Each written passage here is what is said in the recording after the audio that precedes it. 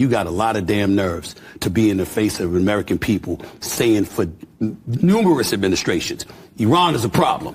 They have to be dealt with. Iran's a problem. They have to be dealt with. And then this man deals with them, and then all of a sudden you're complaining about him now. Right. It doesn't really make sense. It's a lack of consistency. Bill Maher pressed his Democrat senator to explain why John Fetterman is the only Democrat backing President Trump on Iran. There was one viewpoint that came out after he started this war with Iran. I mean, there's one guy, John Fetterman, who I can think of, who has dissented from the Democratic Party line.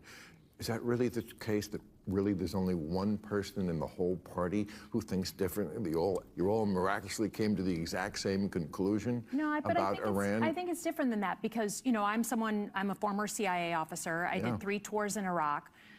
And so I have no love lost for the Iranian government. I mean, the Iranian leadership, you know, killed friends of mine with rockets and mortars and IEDs.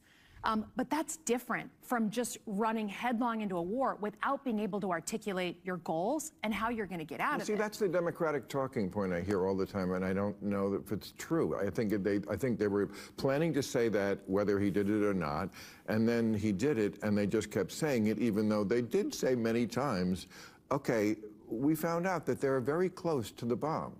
I mean, that's what came out in the negotiations, that they were bragging that they were like weeks away from having enough to make 11 bombs. Yeah, it's pretty clear. But look, I can say very openly, as a national security person, we have for sure degraded their nuclear capabilities, for sure degraded their ballistic missile capabilities. Important things in terms of the Iranian government. But until the Strait of Hormuz is open, you literally just can't say that we've won this war when another country has a veto over what ship goes in and out. So I don't think no, but it's a month old.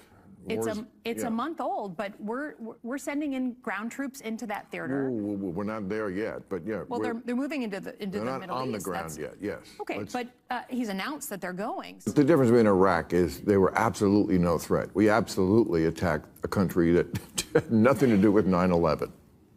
Just because we had this idea of planting a democracy in the middle of the Middle East. No, I'm sorry. At the time, it was that they had WMD. Remember, it was like they could threaten us. I mean, it turned out not to be true. Fair. They just wanted to do it. The excuse, right? The reason. Right. But Iran has been attacking the West for a long time, including the ally that is our most important ally in the world, and that is Israel.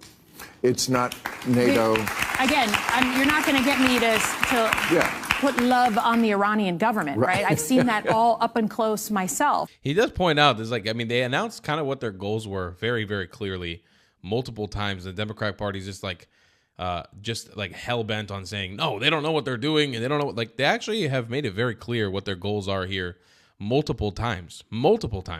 Bill Maher acknowledges supporting Israel has become so toxic that even Jewish Democrats are distancing themselves from AIPAC. Okay, what do you make of more Democrats distancing themselves from AIPAC, that is the Israeli lobby? I think everyone who's running for president, although none of them say they are, but they're all the ones who are, including the 2 Jewish ones,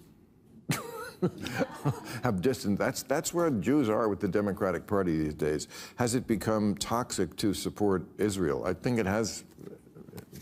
For the Democrats.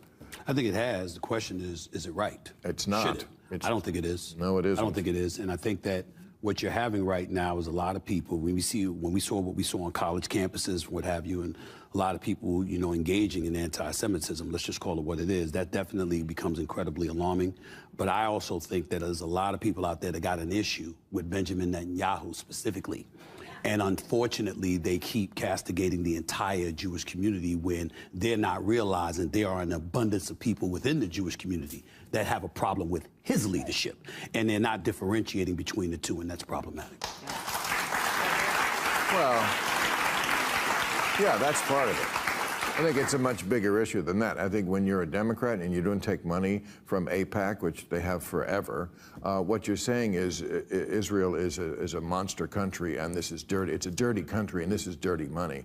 And that gives permission to a lot of people who are actually anti-Semitic to say, well, you know what, if a Democratic senator won't take their money, this must be a dirty country. Let's also remember as well that you've got a lot of people that felt like, they're taking this position that Trump was wrong to go after Iran or what have you, but practically every president before him complained about Iran and how Iran needed to be dealt with. But then all of a sudden he doesn't, and it's a big problem. Now, I'm not saying that he's handled it entirely correctly. Please don't get me wrong. No. Because he hasn't.